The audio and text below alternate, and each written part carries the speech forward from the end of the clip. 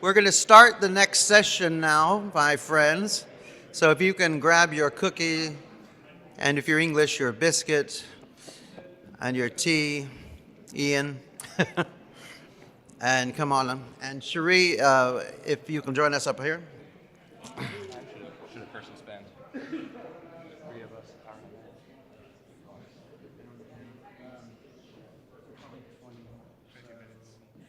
50? Okay, I got it. 50 minutes each.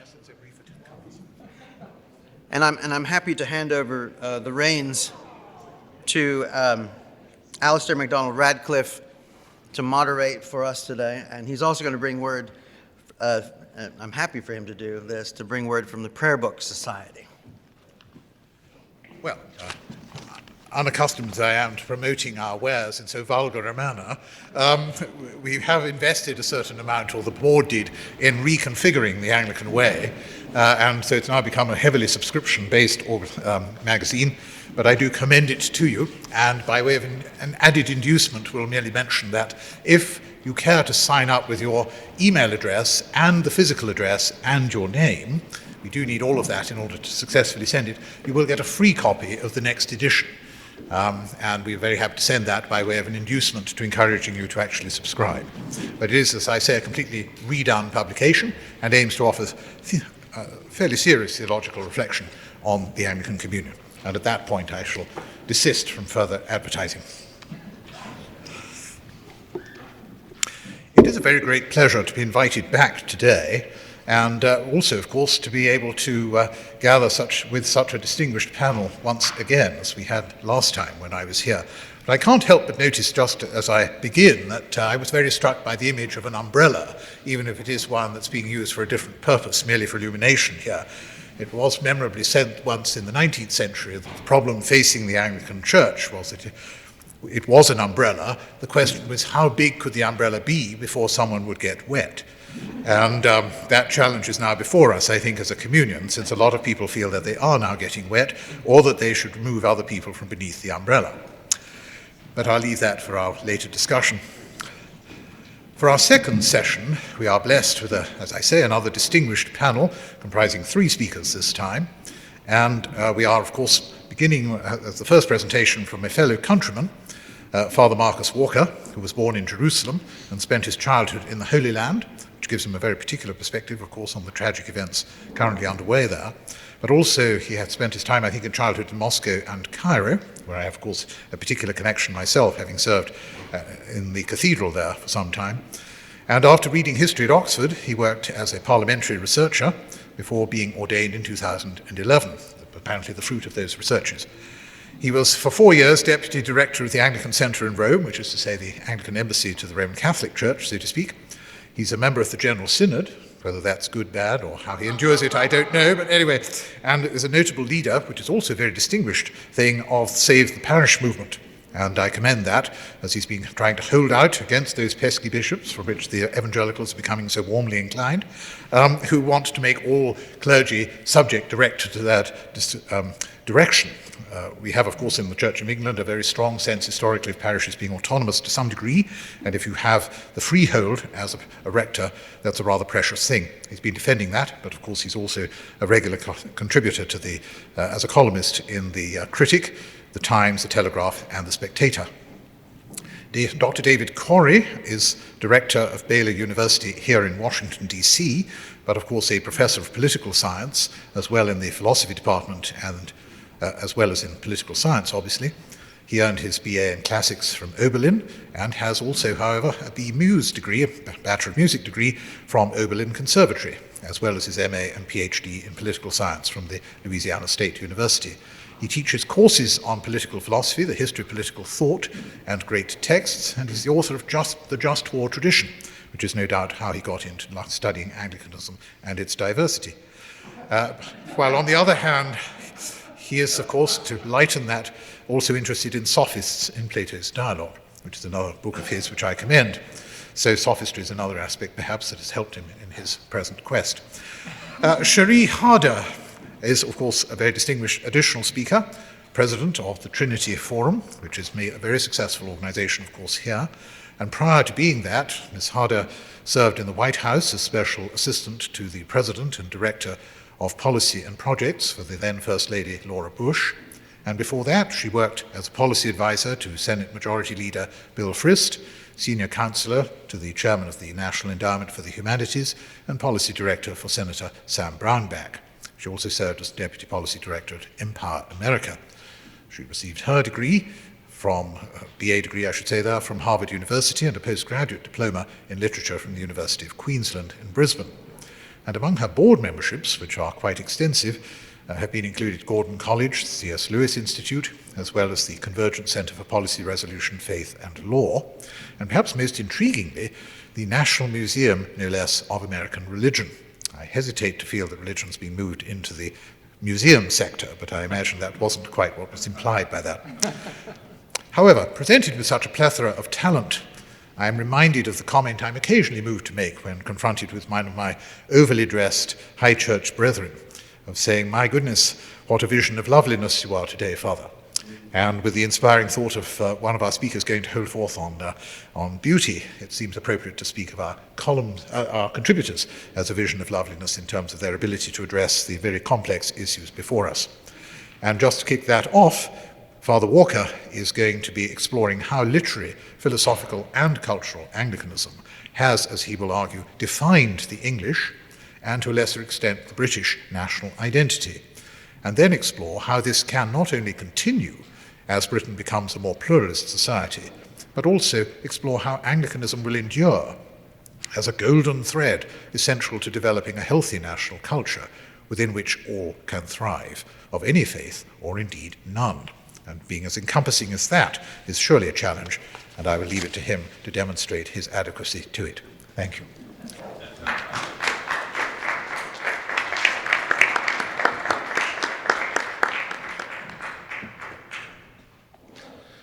Thank you very much indeed for that introduction and for the invitation to speak here today.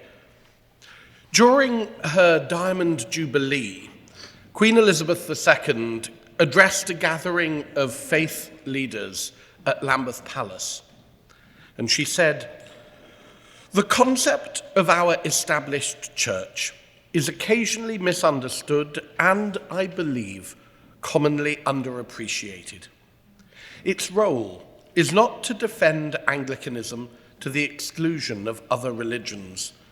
Instead, the church has a duty to protect the free practice of all faiths in this country.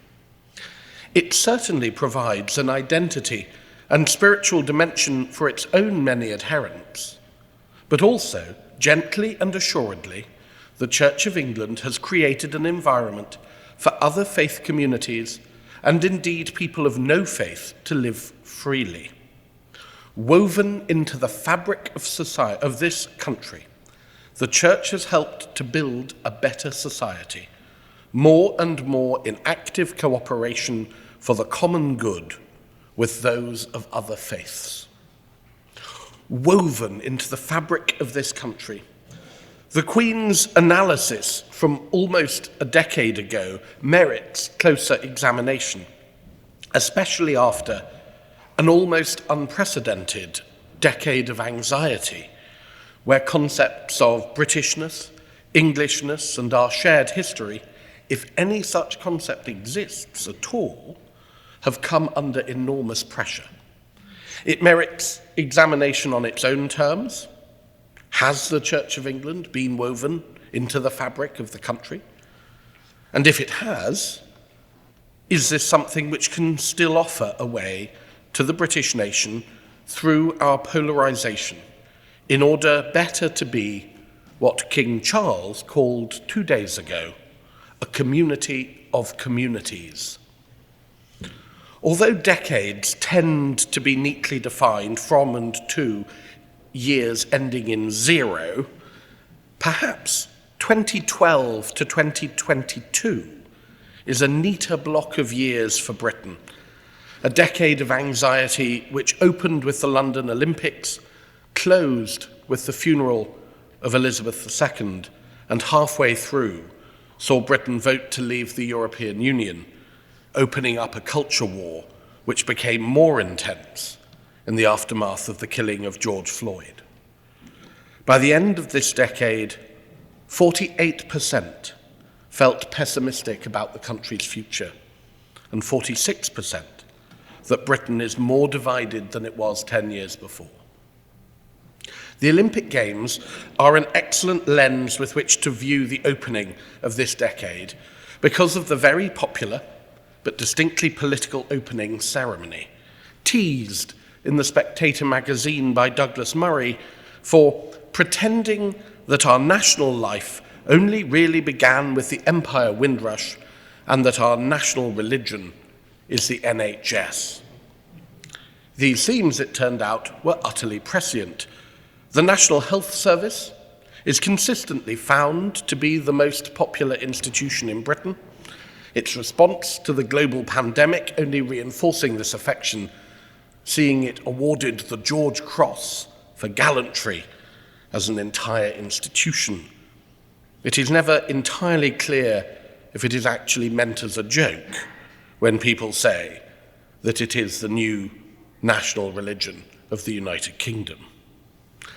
The Empire Windrush was the boat which, in 1948, carried over the first migrants from what were then the British colonies in the Caribbean, which is widely seen as the beginning of mass migration into the UK, and since 2019 is now marked nationally with an official Windrush Day.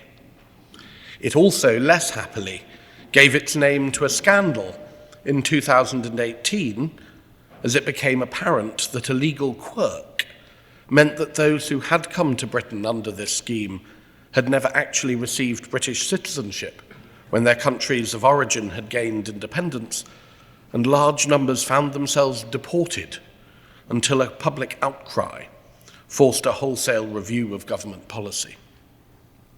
Questions of race and plurality have risen considerably in the public imagination since then, as have questions of what the different communities within our community of communities actually share. The independent, non-partisan think tank British Future, led by Sundar Katwala, whose focus is working out what binds our communities together, has shown that on the one hand, this discourse has not had a negative impact on the nation's views on immigration. Quite the contrary. Since 2012, Ipsos Mori Immigration Tracker Survey has seen the number who view immigration negatively move from 41 to 29%. But on the other, according to King's College London, 58% of the country believes we are now divided by culture wars, and 78% believes that the UK is now somewhat or very divided. While the culture war has many fronts, and the battles over Brexit were one of the dominant fields of combat of that decade, questions of contested heritage have grown considerably in significance over the last few years. Statues were pulled down, institutions renamed, and 2/3 of museums undertook reinterpretation work since 2020, all of these on themes of race, empire, or transatlantic slavery. This has not been universally popular, and differences between the races on these questions can clearly be seen.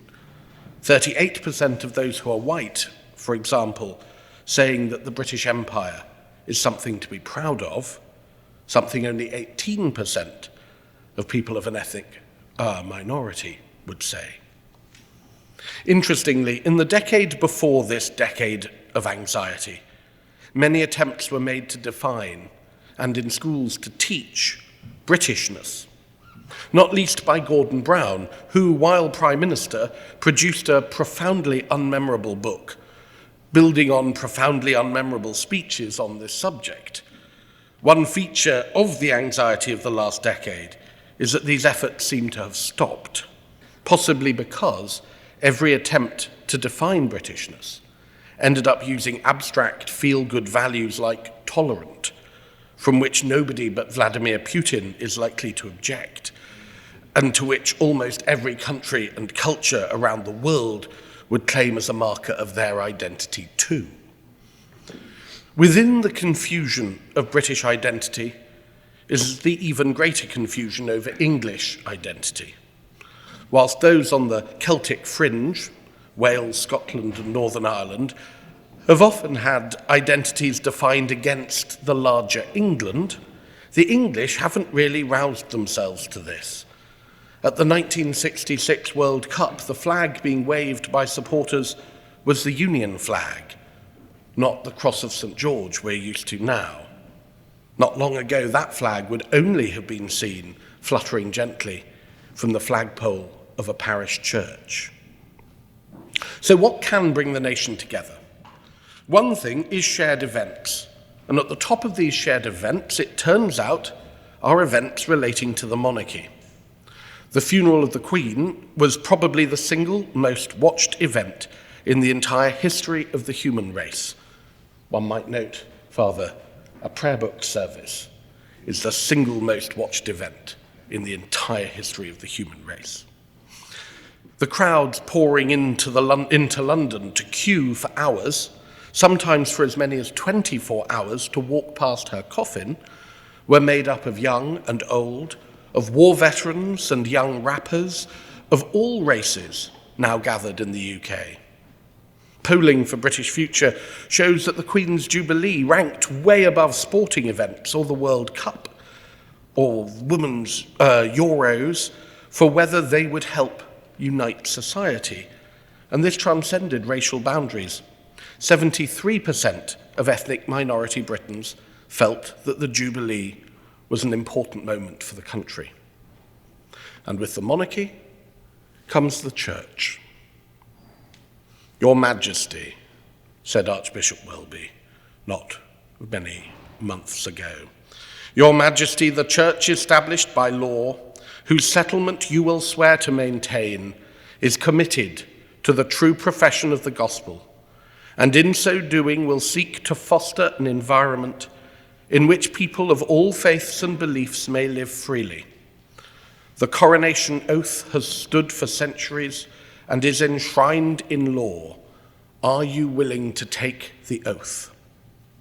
With these words, the Archbishop of Canterbury introduced perhaps the single most controversial part of the coronation service, witnessed by hundreds of millions of people worldwide in May. The king was about to make an oath that stands almost entirely counter to every theory of modern governance which the secular world of the West teaches and, when it gets the chance, exports globally. Will you, to the utmost of your power, maintain the laws of God and the true profession of the gospel? Will you, to the utmost of your power, maintain in the United Kingdom the Protestant Reformed religion established by law? Will you maintain and preserve inviolable the settlement of the Church of England and the doctrine, worship, discipline and government thereof as by law established in England? And will you preserve unto the bishops and clergy of England and to the churches committed to their charge all such rights and privileges as by law do or shall appertain to them or any of them? The curious overlapping of the head of state with the supreme governor of one particular church, with duties and obligations that fall upon him with particular regard to that church, is a survival which sits uneasily in a culture that is pluralist in faith and increasingly secular. Although it's worth noting that those two things are by no means the same thing. In fact, it is the reality that they are not the same thing that explains the surprising resilience of support for the Church of England's establishment among the minority faiths of the United Kingdom. To date, only one minority faith group has called for the disestablishment of the church, the Buddhist community. Tariq Madood, a Muslim, British-Pakistani professor at the University of Bristol, put the Muslim case for it by saying, the minimal nature of the Anglican establishment, its proven openness to other denominations and faiths seeking public space, and the fact that its very existence is an ongoing acknowledgement of the public character of religion are all reasons why it may be far less intimidating to the minority faiths than a triumphal secularism. This view was almost identical to the Roman Catholic position once enunciated very well by Archbishop Bernard Longley at the Oxford Union that I had the privilege of hearing. This reflects the fact that the Church of England has moved from being a church which defined itself against others to one which is self-consciously supportive and enhancing of the voices of other faith groups in the UK. Gently and assuredly, said the Queen, the Church of England has created an environment for other faith communities, and indeed people of no faith, to live freely. These words were almost quoted precisely by the Archbishop of Canterbury in his preface to the coronation oath. And this in turn preceded moments of the service where ritual objects were presented to the King by representatives of each of the major faith communities of the country. There is an irony that no secular swearing-in ceremony would be anywhere near as embracing of the breadth of religious traditions now living within the country. And this matters, as people from Britain's ethnic minorities are much more likely to take their faith seriously. Black Christians are 3 times as likely to attend church than white Christians. 80% of Muslims practice their religion regularly, as do 2/3 of Hindus, Sikhs, and Jews. Including representatives of other faiths has become an integral part of other shared national events, presided over by Anglican clergy but not reserved to them. Acts of remembrance for Remembrance Sunday are a perfect example of this. 65% of people see Remembrance Sunday as good at bringing people together.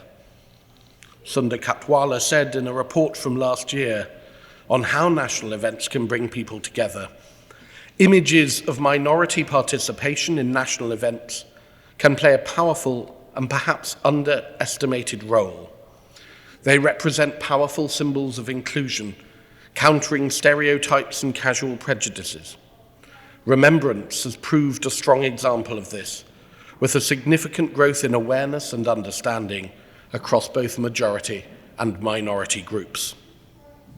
Ironically, this is much less likely to happen if Britain were to go down the route of Canada, which this year has banned any mention of God from its remembrance events and forbidden its military chaplains from wearing their distinctive dress at remembrance events. In this, they echo the call of the humanists, who have long demanded the removal of religion from these events. Dan Snow, a popular historian and podcaster, wrote in The Guardian that for many of us in today's Britain, this important ceremony is diminished by the dominance of religion that fewer and fewer people follow. Rowan Williams's response to the aggressive secularism of the new atheists and their allies sees in their campaign a French-style, programmatic secularism, in which any and every public manifestation of any particular religious allegiance is to be ironed out so that everyone may share a clear public loyalty to the state, unclouded by private convictions, and any signs of those private convictions are rigorously banned from public spaces. This might be tempting for secular liberals, but it is toxic to many of our communities of communities, our communities within our community. Nigel Biggar, the recently retired Regius Professor of Moral and Pastoral Theology at Oxford, argues that a liberal humanist ethos and it's supporting humanist anthropology, and he means humanist in the old sense of the word, not the pseudo-religion that exists at the moment. And it's supporting humanist anthropology is a particular option, not a natural default position. It is therefore subject to competition and vulnerable to being overwhelmed, as indeed it has been in living memory. Accordingly, public institutions that would stay liberal need actively to promote a liberal ethos, and the humanist view of the world that makes sense of it. There are various possibilities, not all of which can be affirmed simultaneously by the same institutions or the same rituals. One, therefore, needs to be chosen. In England, Anglicanism is, notwithstanding the blemishes on its historical record, the sitting and not unworthy candidate. Why is it the sitting and not unworthy candidate? The relationship between the Church of England and England itself is an intense and complex one. It is historical, it is emotional, it is seen in the great events of the nation, it is seen in the food banks and country pubs of the nation. It is intimately involved in the politics of the nation. It is written into the literature of the nation. It is heard in the music of the nation. It is seen in the art of the nation. In short, to borrow from the late Queen, it is woven into the fabric of the country. This is true culturally, perhaps, more than anything else. The English Bible, as the great Whig historian Lord Macaulay said, a book which if everything else in our language should perish, would alone suffice to show the whole extent of its beauty and power, is, of course, a profoundly Anglican document. But its influence runs so much further than the church which bore it. This translation is not just the blood in the veins of our culture, said Andrew Motion, Britain's former poet laureate, but the veins themselves. The Book of Common Prayer, that other masterpiece of the English Renaissance, has reached more listeners, said Dermot McCulloch, than the works of Shakespeare. Its 1559 text fed the works of Shakespeare and Milton, Donne and Herbert. The master text of 1662 saw out Jonathan Swift, Charles Dickens and T.S. Eliot. Roger Scruton traces the influence of these texts in the ceremonial and political world. From Wilberforce through Gladstone to Enoch Powell, the House of Commons has enjoyed a continuous sequence of prayer book politicians who have used Cranmer's turns of phrase to round the corners of their speeches and add a measure of timeless validity, even to the most immediate and ephemeral of decisions. Every November, we feel the influence of Cranmer again on Remembrance Sunday at a service his prayer book could not have imagined a need for. They shall grow not old as we that are left grow old.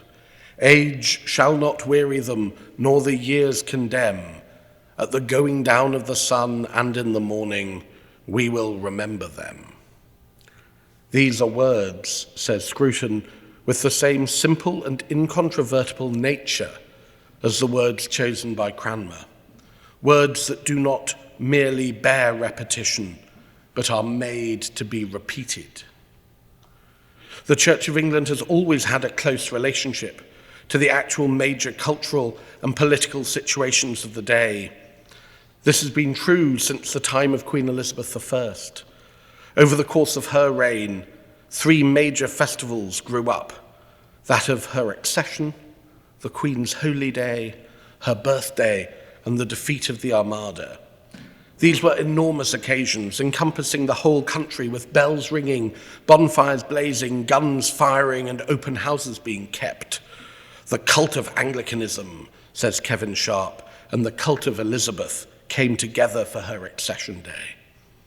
This picked up in the next century as we marked the triumph over gunpowder treason in November the 5th, the death and murder of Charles I on the 30th of January and the restoration of the monarchy on May the 29th. November the 5th is still a major festival in Britain. Linda Colley, in Britons, her epic work on the creation of the British national identity, argues that Protestantism was the foundation that made the invention of Great Britain possible. This was especially true because of the French. It was Protestantism that helped make Britain's successive wars against France after 1689 so significant in terms of national formation. The French wallowed in superstition. The British must therefore enjoy true religion. Although her book principally analyses the long 18th century, she sees the afterglow of this Protestant nationhood stretching through the 19th and into the 20th centuries. During the First World War, British soldiers in the trenches regularly turned to the Pilgrim's Progress, some even comparing themselves in their letters and diaries to Christian himself. Britons drew on the self-same Protestant culture during the Second World War. Instinctively and under pressure, they incorporated Dunkirk within the Protestant interpretation of their history and drew the customary moral. Civil exertion among miscellaneous and humble Britons had, under Providence, won out against a powerful and malignant enemy. It is striking, too, that the best-known photograph of the London Blitz during the war is one that shows the dome of St. Paul's Cathedral, the parish church of the Empire, as it was then called, rising unscathed from amidst the smoke and destruction around it. This relationship between a people and its church is not only in the narrative, but also in the physical and the practical. What Wesley Carr, the former Dean of Westminster, called earthed establishment, as against the high establishment of coronations and bishops sitting in the House of Lords. The involvement of the church in people's social and personal lives.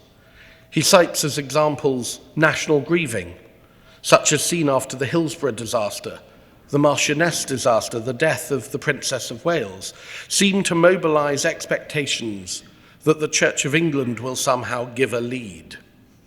The services following Queen Elizabeth II's death are a perfect addition to this tally. To this, I would add the reality that the Church of England still has parishes in every corner of the country, that the priest is the only professional left who still lives among his or her charges, that a large majority of the charity work in the country is done by faithful Christians.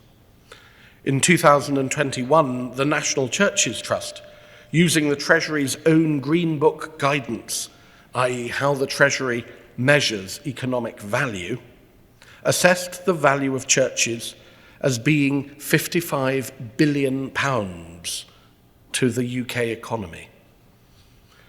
They say church buildings are the heart of a ready-made nationwide network of community care, helping the people most in need through providing volunteer-led help, including drug and alcohol support, financial advice, youth clubs, after-school care and job clubs. There are more food banks than McDonald's in the UK, and almost every single one was set up by, is linked to, or is run by a church and its volunteers. Philip Larkin, in his poem Church Going, enters a church and wonders who will be the last, the very last, to seek this place for what it was. He wonders if it will be someone like him, bored, uninformed, knowing the ghostly silt dispersed, yet tending to this cross of ground through suburb scrub because it held unspilt so long and equably what since is found only in separation, marriage and birth and death and thoughts of these, for which was built this special shell. And seeing the church integral to those great moments of life, his poetry takes wings in the final stanza. A serious house on serious earth it is, in whose blent air all our compulsions meet, are recognized and robed as destinies, and that much never can be obsolete, since someone will forever be surprising a hunger in himself to be more serious, and gravitating with it to this ground, which, he once heard, was proper to grow wise in, if only that so many dead lie round. This is an experience fewer and fewer people are likely to have. Whereas someone born in the 1900s was 85% likely to have described themselves as Christian to the British Social Attitude Survey, this falls to around 30 for a person born in the 1980s. 2018 figures shows those calling themselves Anglican has fallen from 40% in 1983 to 12% now. Of those under the age of 24, 1% call themselves Anglican. This is within the margin of error for zero. Fewer and fewer people would say what Ian Hislop, editor of Private Eye, says: if I'm a don't know, I'm a C of E don't know. This has a huge impact on our shared cultural capital. Robert Alter and Frank Kermode, explaining why they needed to compile the literary guide to the Bible for students, for university students of literature, say, the Bible is probably the most important single source of all our literature, and an increasing neglect of the Bible in our secularized times has opened a gulf between it and our general literature, a gap of ignorance which must in some measure falsify the latter. Very few of us have the unconscious assurance of an educated Victorian reading Milton. Matthew Arnold would have received as he read biblical allusions we have to look up. Milton is especially biblical, but the point applies in varying measure to almost all the major writers in English. This is not just true of the writers, painters, and musicians of previous ages. Wherever you look in our serious post-war culture, Roger Scruton suggests in his personal history of the Church of England, Our Church, Britain's church parable, the paintings of David Piper and David Inshaw, the poetry of John Betjeman, Ted Hughes, Geoffrey Hill, and C.H. Sisson, the novels, essays, and children's books of C.S. Lewis, the crime fiction of P.D. James, the plays of Alan Bennett and Tom Stoppard, you find the image of England held in an Anglican frame. We live in a very different climate now. The Catholic poet Michael Simmons Roberts worries about the stripping of English words of their associations. At the beginning of the last century, when poets used the word wood, readers would get the reference to the crucifixion. When they used water, they would get baptism. Now that's gone, and you can't rely on a frame of reference behind these words. This goes beyond ignorance, though. To writers, artists, and audiences, religion has been embarrassed out of existence, writes Brian Appleyard, one of Britain's leading journalists of the arts. He gave a recent example. A distinguished artist made a perfectly reasonable religious reference, paused, looked ashamed, and then apologized, assuming I must be in on the secular conspiracy. Well, he wasn't in on that conspiracy, as he put it, and I'm not in on it either. The outworking of it is the disinheriting of a whole generation of the literary, musical, and artistic tradition which should be theirs. In fact, I would go so far as to say it is essential for the Church of England to push back hard and to win against this secular conspiracy, if we are to live up to our calling to be woven into the fabric of this country, a church which has helped to build a better society more and more in active cooperation for the common good with those of other faiths. Nothing breaks down barriers like shared points of cultural reference. I'm not saying these should be the only ones, but just that they are an essential thread of our national fabric. Which is why living up to that calling is essential for the country to emerge from our decade of anxiety healthier and stronger. Our community of communities is not going to settle down and behave because some secular liberals have told us to. Certainly not if we want healthy relations with the growing ethnic minority communities in the UK, who are so much more likely to be religious than our white communities by some margin. The Church's calling right now is to build on the inherited strengths of its cultural and political position to draw people from across the nation's communities into the events which we host, to work to ensure people, whatever their background, have the education to access the cultural capital which the Church has curated for centuries, and to feel that the literature, art, buildings, and worship which we have inherited is as much theirs as ours, and to continue our work in parishes and church halls alone and with other faiths, to care for the people of the country, weaving yet more threads into the fabric of the nation, and by so doing our bit to combat the polarization which threatens that fabric so dangerously right now. Thank you.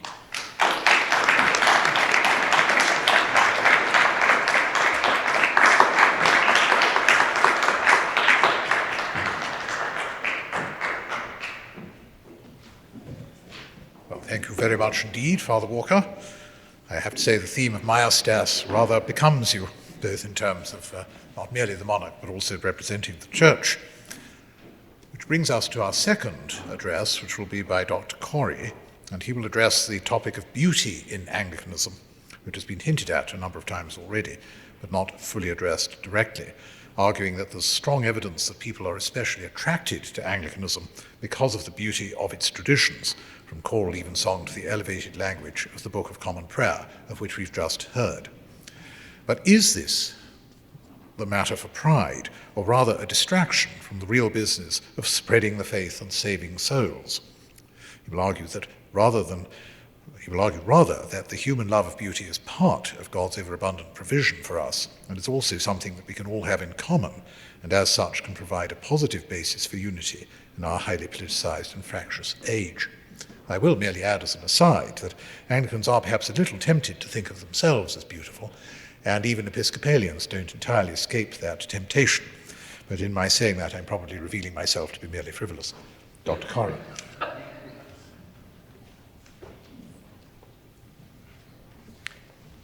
Good to see so many of you again and familiar faces, and I thank Ryan for the invitation back again. Hard to talk about beauty after that somber last talk. Not sure I'm in the mood. I'll try to press on here. I think one way to shift gears to a slightly lighter mood would be for me not to read my paper, but rather to walk you through the argument that I want to make. I did want to use this as an occasion to think about beauty in Christian worship, a question I've had for some time, and I think it's relevant to this conference because the question of the conference is whether Anglicanism has any resources to overcome polarization. I was studying the Elizabethan settlement and thinking about writing a paper on that, and then I wasn't very inspired, and it occurred to me that perhaps beauty, in an unexpected way, is one of the strongest offerings we have to bring people together. And I think that this is confirmed by reports that I've seen lately in the Guardian as well as the Telegraph, that people have very commonly found their way into Anglican cathedrals and evensong services, not just Anglicans, but people from other faiths and even people from no faith, because of the beauty that's on offer there. They say that it is the beauty that is attracting them, that they feel a sort of escape from the outside world, and that they find calm, tranquility. And so the question, I think, that is worth our thinking about when it is beauty explicitly that's drawing non-believers into our worship spaces is how we think about this beauty in relation to the central tenets of our faith and of divine worship. Is it a mere distraction? At best, is it at worst perhaps even a form of idolatry? These are arguments that are age-old, but I'm going to think through them afresh. I'm not going to land on either of those two positions, but this will require giving a defense for beauty in Christian worship that is philosophically coherent. I'm going to try to do that. I'm going to start with a quotation to give you a sense of the distraction argument, that beauty is mere distraction. It's a somewhat funny quotation, and it's wrong. But its humor makes me want to do it, and also because its author is H.L. Mencken, the Baltimore newspaper man, and Nietzschean, no friend of religion, but a real wit and a great satirizer. Here's Mencken, satirist. Whoever it was that translated the Bible into excellent French prose is chiefly responsible for the collapse of Christianity in France. Contrariwise, the men who put the Bible into archaic, sonorous, and often unintelligible English gave Christianity a new lease of life wherever English is spoken. They did their work at a time of great theological blather and turmoil, when men of all sorts, even the least intelligent, were beginning to take a vast and unhealthy interest in exegetics and apologetics. They were far too shrewd to feed this disconcerting thirst for ideas with a Bible in plain English. It was deliberately artificial, even when it was new. They thus dispersed the mob by appealing to its emotions. The Bible that they produced was so unutterably beautiful that the great majority of men, in the face of it, could not fix their minds upon ideas. That's one way of looking at the role of beauty in Anglican worship, that it is a kind of a distraction.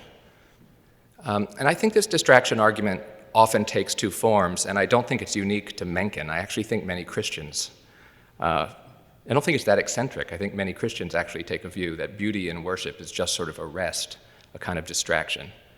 I think this view takes two forms. Let me give you one and a quick response to it, and then I'll give you the other.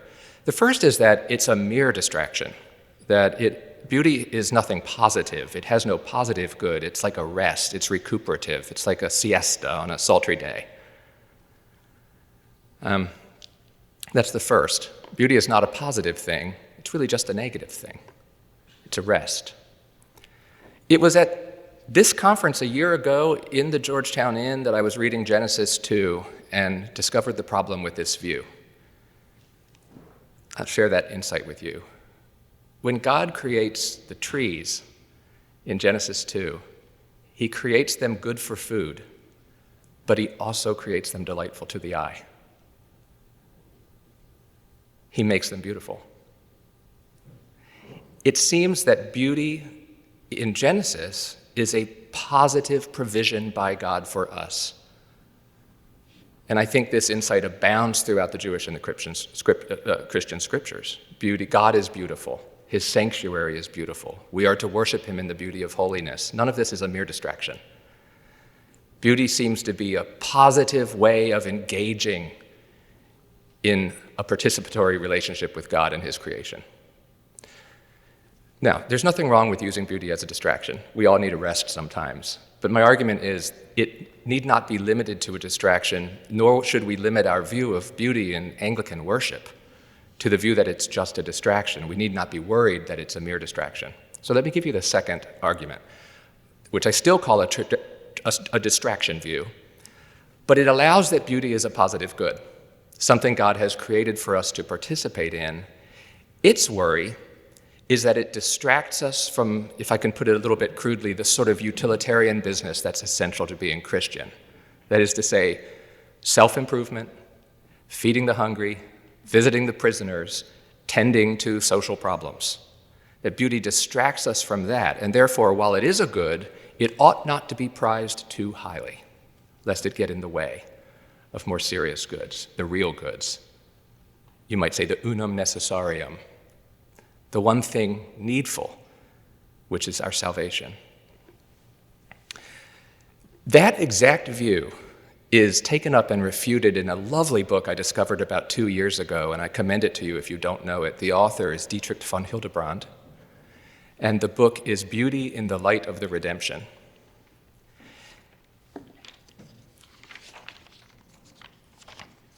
And he says this to that view. Certainly in the light of the unum necessarium, the one thing needful, eternal salvation, Beauty is secondary.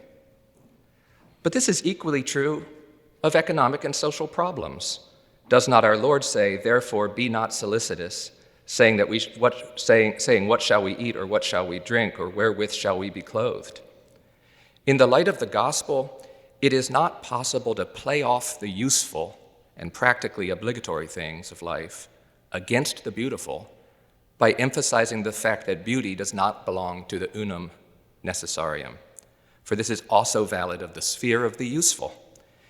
It is rather of consequence to understand that practical and absolute necessity is not the only standard and value of things. Don't know if you follow that. Let me illustrate it with his illustration. He illustrates it from the wedding feast at Cana, where wine is not absolutely necessary, and it's not even totally absent.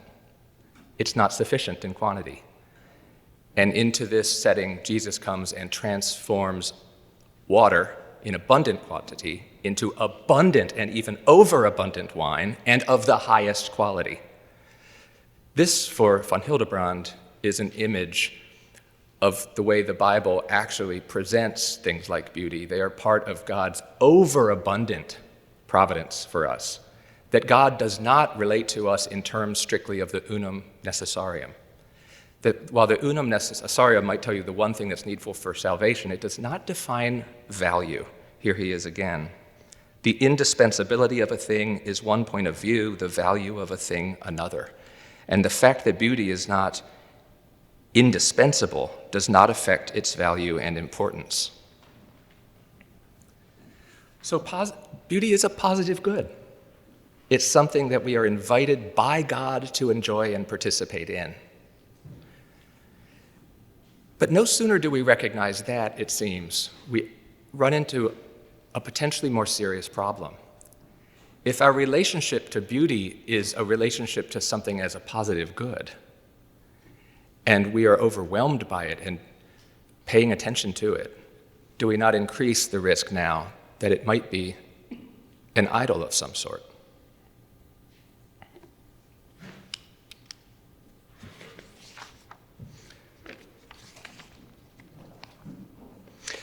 In responding to that view, I do not want to deny that beauty can be worshipped as a god.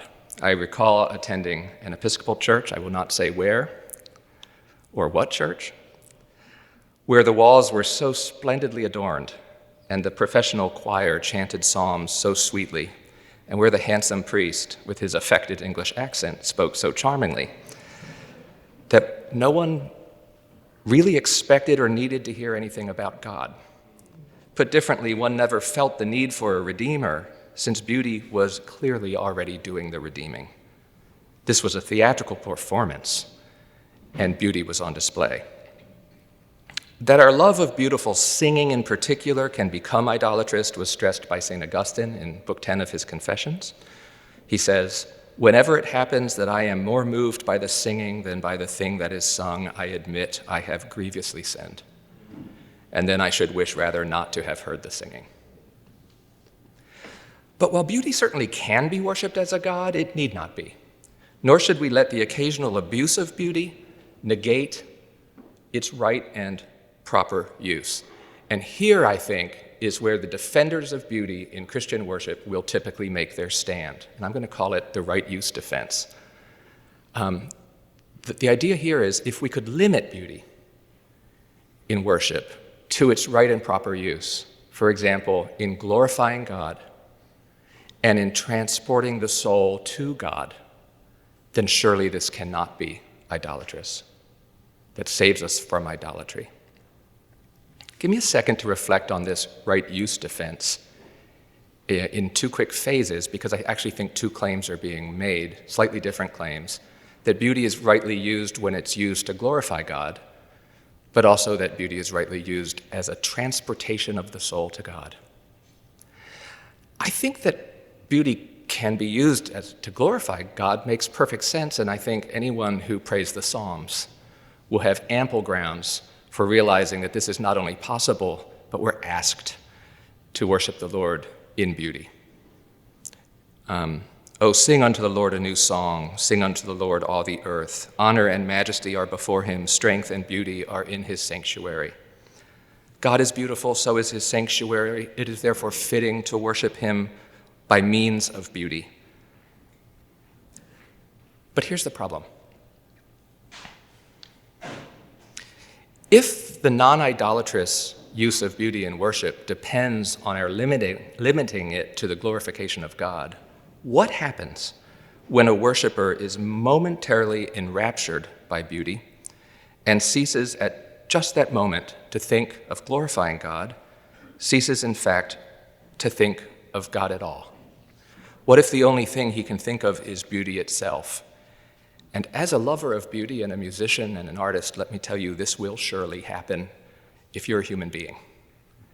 One thing we know about beauty is that it tends to ravish us and to demand our attention, our whole attention.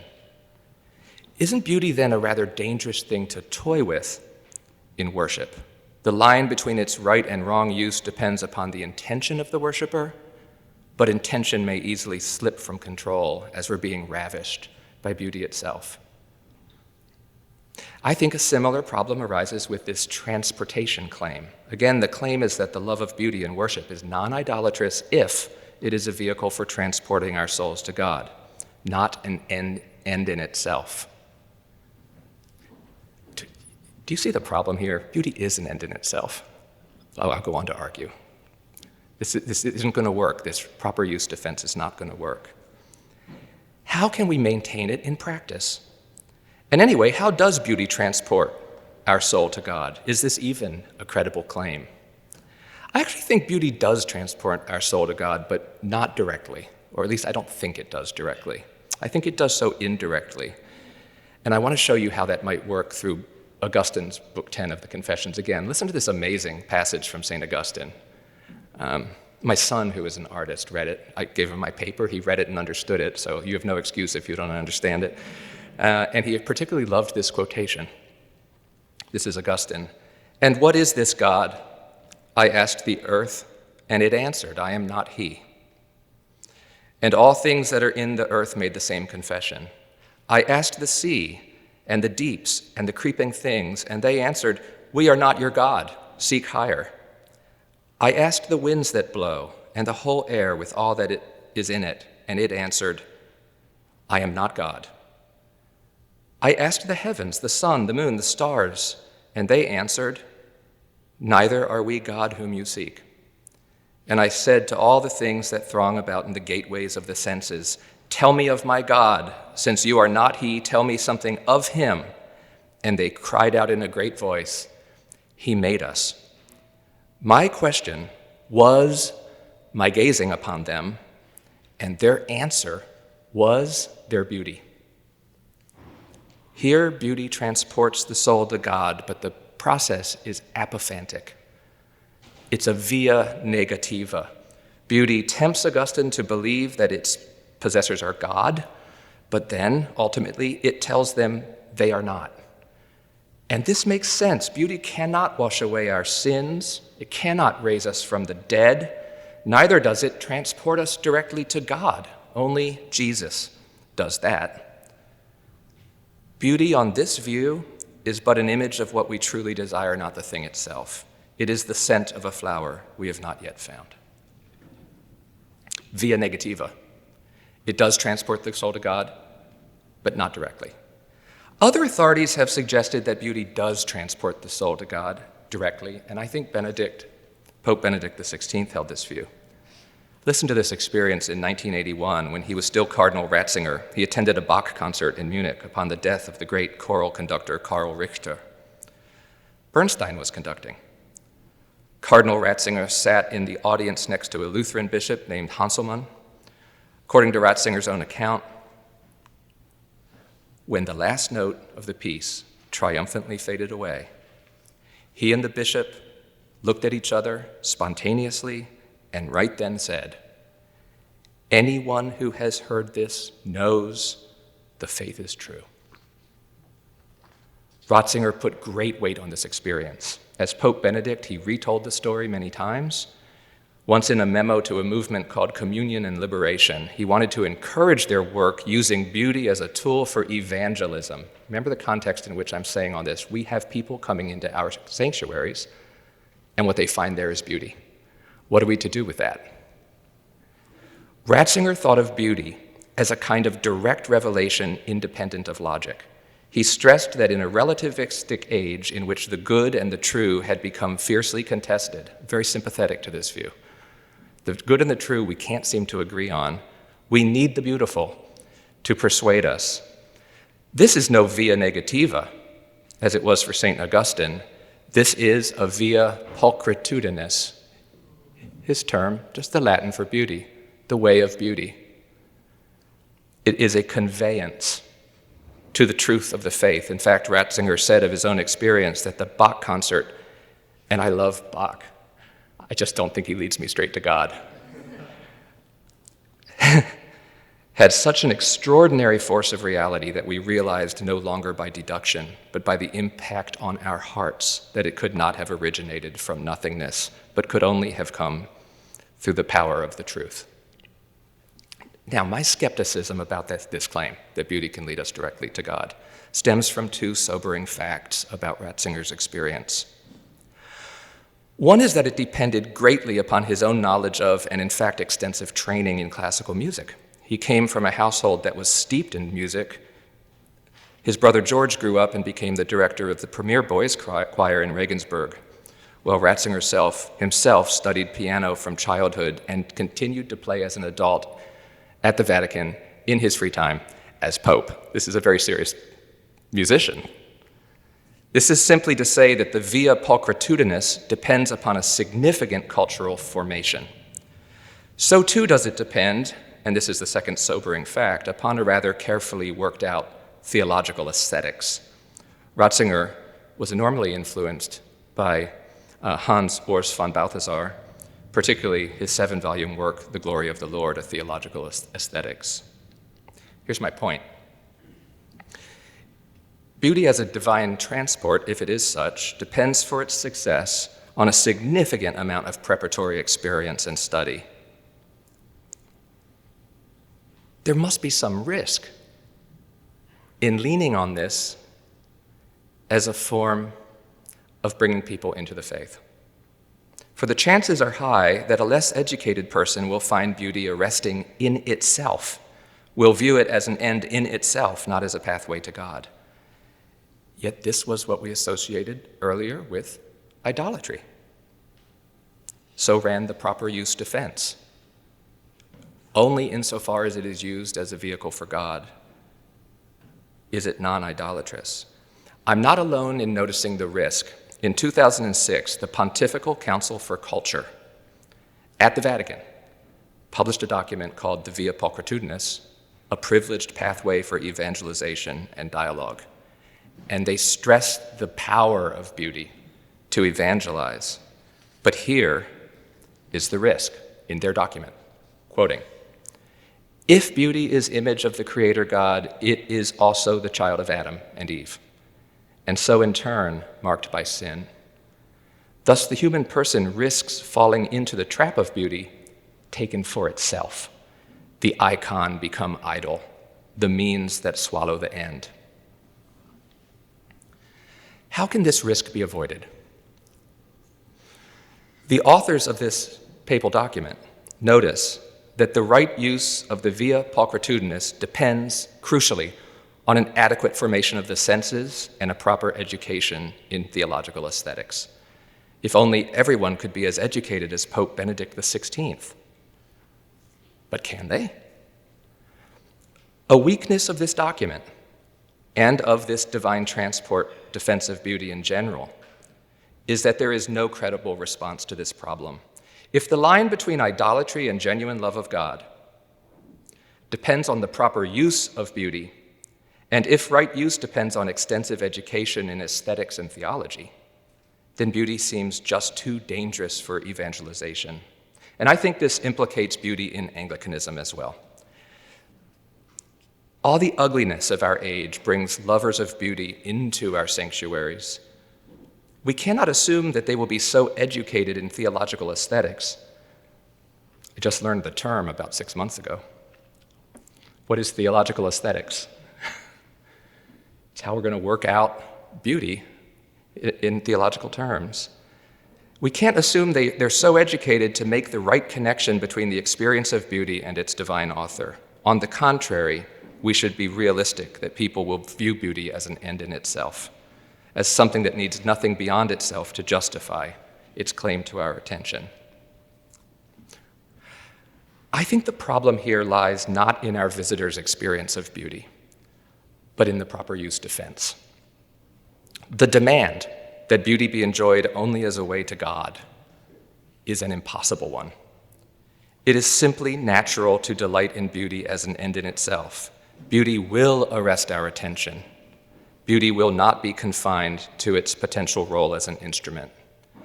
Now, to keep your attention and to not run on, I'm going to reframe the problem, given this fact that beauty is an end in itself and will strike people as one.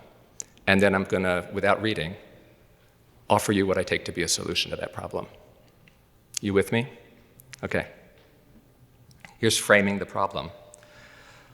What we need is a way of understanding a role for beauty in worship that allows it to be what it essentially is, an overwhelming experience that attracts us. Attracts us to what? To the very things that are beautiful. The music, the architecture, the sculpture, whatever. Of course, such things can occasion a further search for God, but we need an account that does not require such a further search for God in order for the experience of beauty to be good. At the same time, though, we need this account to explain why this particular good, the pull of the beautiful, is not, after all, idolatrous. Here's the move I think is proper to make.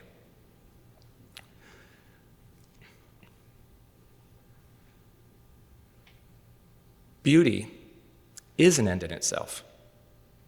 This puts it into a very small class of goods. There are not very many goods that are ends in themselves. Most goods are transactional and instrumental. Very few: friendship, love, divine worship, aesthetic delight, search for truth and love of truth. It's in a very small group. Precisely because it's in that group, I think it bears an analogical relationship to divine worship. It's not a path to divine worship. It's so like divine worship that it actually schools our souls and prepares us for divine worship. Not a path, though it can be a path. Not only is it in this very small class of goods that are ends in themselves, it is also an end in itself that has the property of overwhelming us. Not all the ends in themselves do that. It overwhelms us. It completely absorbs our attention. In addition to that, it is the only kind of good that, in addition to being an end in itself and being such a nature as to overwhelm us and provoke wonder in us, it has a response in our soul of gratitude. We feel grateful that the world is such as it is, that this could be happening. And I would suggest that there is only one other good human being's experience that has those criteria. Only one other. It's in a class of two, and that is divine contemplation. It is so close to divine contemplation without being divine contemplation, or not necessarily being divine contemplation, that it, in a very powerful way, introduces us to the very act of divine contemplation. Why then is it not idolatrous? If it is so close to divine contemplation, but not divine contemplation, it is not idolatrous. That's my last thought. If we just need to be a little bit logically rigorous here. Though the love of beauty is not identical in every way to the love of God, that's the way analogies work, it's not the same thing. It may yet be identical in some ways. That is how analogies work. It's showing you similarities against difference. The ways in which beauty differs from God have already mentioned. Beauty will not wash away our sins or raise us from the dead. It lacks the power. But where beauty and divine contemplation are the same is that they are both ends. And they are both ends with these qualities that I've specified, those three qualities. We recognize in both a kind of sovereignty of value and respond to both in a disposition of humility, submission, love, and gratitude. Where the paper goes after that is simply to say, to try to temper expectations. So this means it's fine if people come into Anglican worship spaces and find beauty there and rest in that beauty, or see that beauty as a road to God, or see themselves doing something analogous to divine worship. It's fine. Now, how much should we think this is going to save us from polarization? Let's be a little bit realistic. I do think it's something. It's not nothing. But I think communities of beauty will never be Catholic with a small c. They're never going to be universal. The love of beauty is universal, but the love of the particular beauty that we find in Anglicanism, I don't believe has unlimited power. Thank you.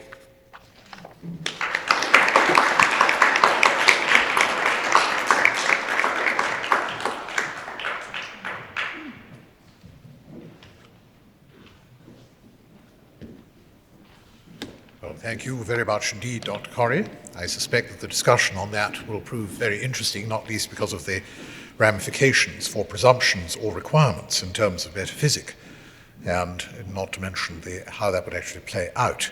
What are we looking for in terms of a new set of laws of ecclesial polyphony, if I might put it so? For our last presentation, and by no means least, I should hasten to add, Ms. Harder will address the topic of creed, creatureliness, and comity, which progresses rather smoothly, I think, from the already wide terrain that we've covered, noting that at a time of very deep fracture, which is characteristic of our societies in the West, it's important to argue that amidst the growing politicization of identity and formation via social media, we should ask what virtues and blessings do an emphasis on creed, liturgy, and comity, coming together of nations in cooperation, have to offer such a divided people as we are. Ms. Harder.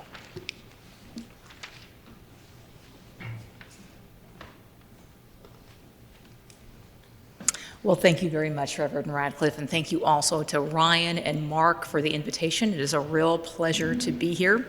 As Reverend Radcliffe mentioned, I've taken as my topic creed, creatureliness, and comity. Always nice to have a little alliteration as the afternoon goes on.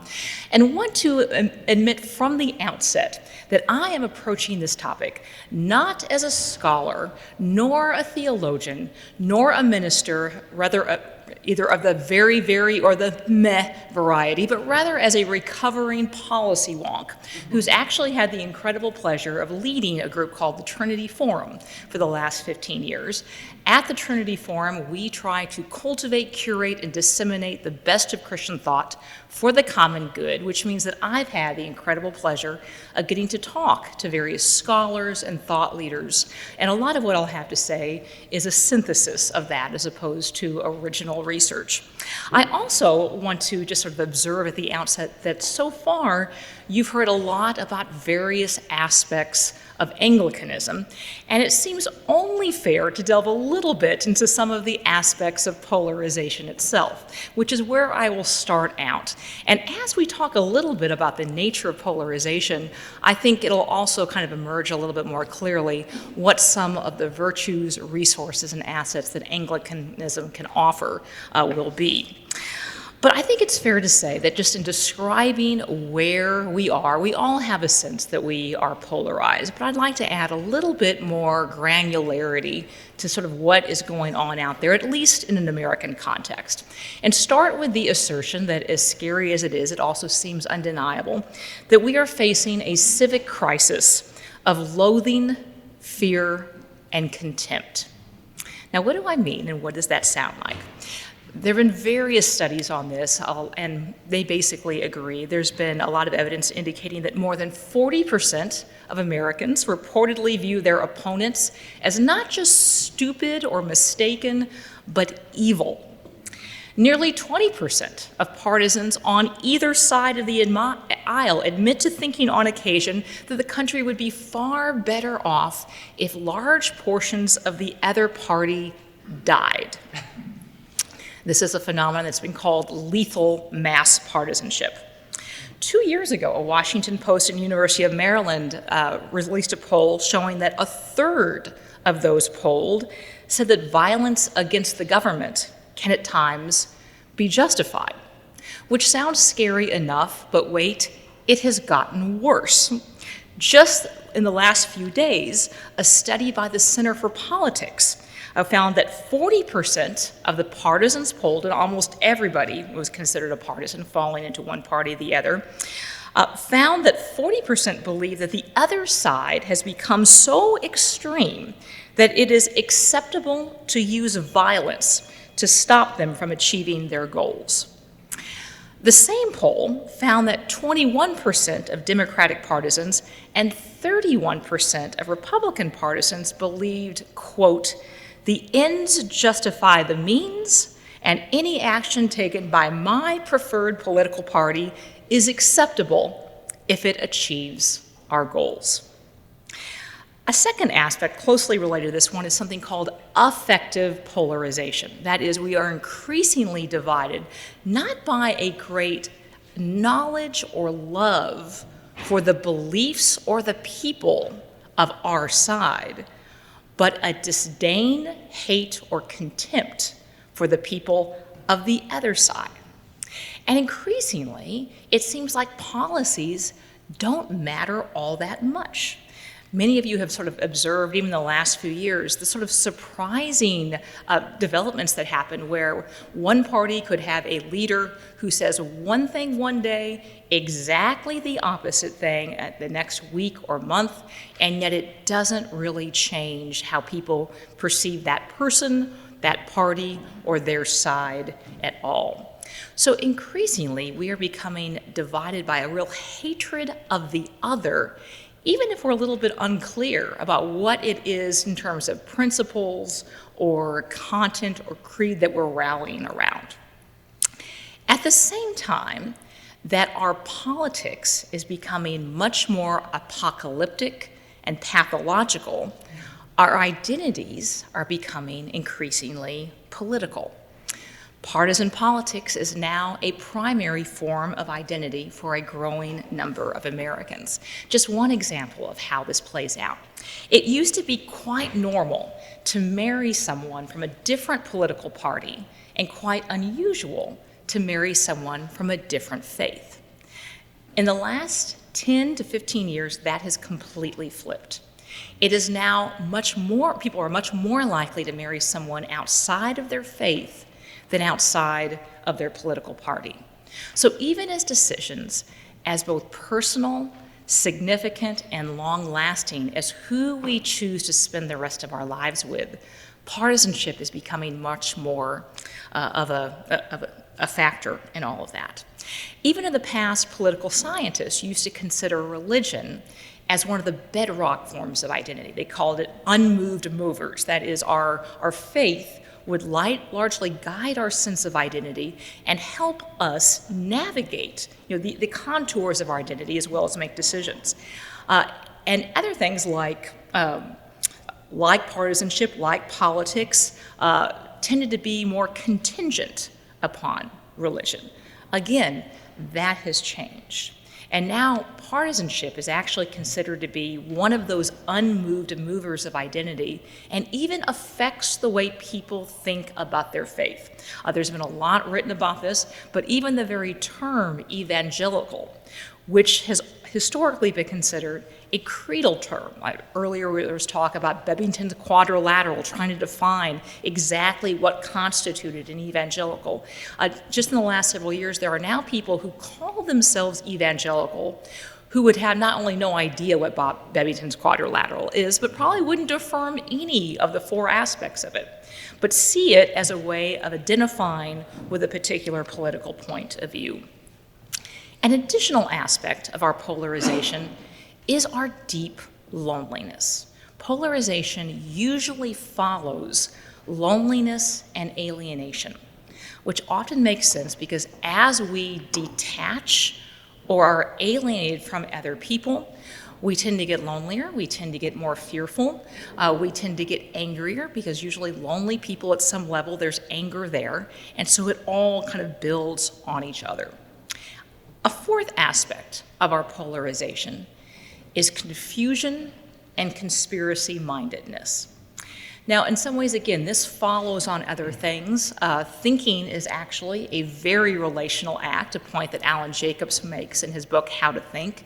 We think best not as being kind of logical Spocks, but rather embedded in community with thick bonds of trust, which give us the emotional intelligence and wisdom to be able to discern what is true and right and good. There have been a number of studies done on people who actually had some form of brain damage that left basically the logical aspects of their brain, relatively unscathed, but affected the aspects of one's brain that are more correlated with emotional reasoning, and found they did not get more logical, more rational, or more intelligent. In many ways, they got dumber, because it was harder to be able to have that kind of emotional reasoning. So as we get more lonely, we get more confused, we are more likely to affirm conspiracy theories, and all of that, again, just feeds into the problem. This is also, I would say, a new place for us to be as a country, and that the pluralism that has undergirded so much of our politics has enabled us in the past to be able to navigate at least some of the difficulty and complexity when we as a people are divided about what's right or wrong, what policies are better or worse. But being in the realm where we are now fundamentally kind of confused about what is true or false, real or unreal, is a relatively unprecedented place for us to be. Now, I wish I could say in all this that Christians were immune. Unfortunately, that has not been the case, to wildly understate. In fact, there have been recent studies showing that Christians are, or rather white, self-reported evangelicals. And I want to put in the self-reported because, again, there's some complexity around that term. What is an evangelical? Increasingly, it's become a tribal rather than a creedal term. But white, self-reported evangelicals are the most likely to affirm all or part of, say, the QAnon conspiracy theory, as well as some vaccine conspiracies. Certainly there are other groups that may be more susceptible to other kinds of conspiracy theories. The point is not that somehow there is unique confusion with evangelicals, but rather that if we would wish that that evangelicals would be among the most sober-minded, wise, slow to judgment, unfortunately, a lot of the surveys show that that is simply not the case. Now, of course, no denomination nor institution will be perfect or will offer a panacea to the polarization that ails us, because, again, these are constructs of fallen humanity. But I will say that I think there are resources and strengths to draw on in an Anglican tradition.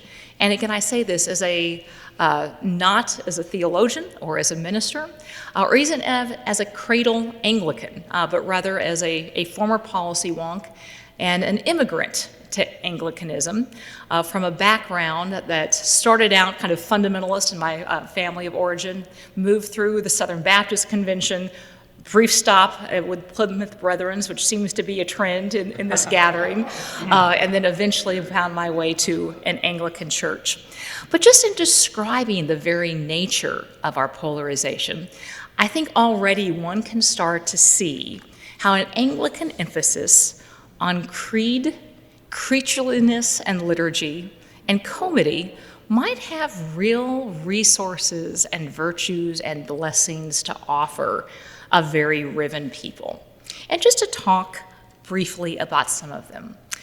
One, starting with our creed, our shared sense of creed. Rooting our identity in a creed, as Anglicanism does, is, I think, an incredible blessing that we can offer right now. That deep sense of who God is, the necessity of communion and forgiveness, the worth of our bodies, who we are, the promise of new life, all articulated in language which does not change and which we are required to wrestle with, understand, and enter into a communion based on adherence and affirmation of such language, offers a huge amount of virtues, blessings, and advantages. One of them is that this, in many ways, is very diametrically opposed to a culture of celebrity and spectacle. Caitlin Beatty, in her book, Celebrities for Jesus, has argued that in many ways, one of the challenges of evangelicalism is that a form of celebrity culture is embedded within, if certainly the history, possibly even the DNA of much of American evangelicalism. So many of our evangelical movements were led by charismatic men who became the celebrities of their time. Finney, even Wesley, Whitefield, etc. Many of them were not necessarily tied to institutions or even denominations. And when you have a celebrity who attracts a ton of people to them by the virtue of their incredibly charismatic personality, untethered to denominations or institutions, and often, therefore, to constraints, you can see the potential for misbehavior. And in many ways, that has happened all too often.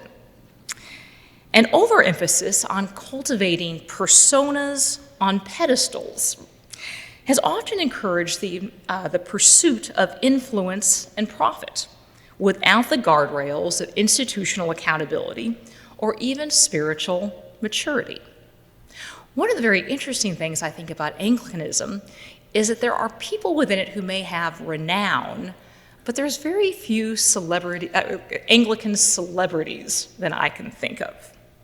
Celebrity also often turns what should be an icon, which I'll define as directing our attention to God or to worship, to idols who are themselves worshiped. A second and related aspect of that is the emphasis on creed is very countercultural to the attention economy that we live in. And an attention economy is also what helps incentivize and sustain a celebrating culture. And at directing our attention to the unchanging creeds, rather than the constant churn of a social media machine, which enables and furthers the whole cult of celebrity, this in many ways forms us in very different ways.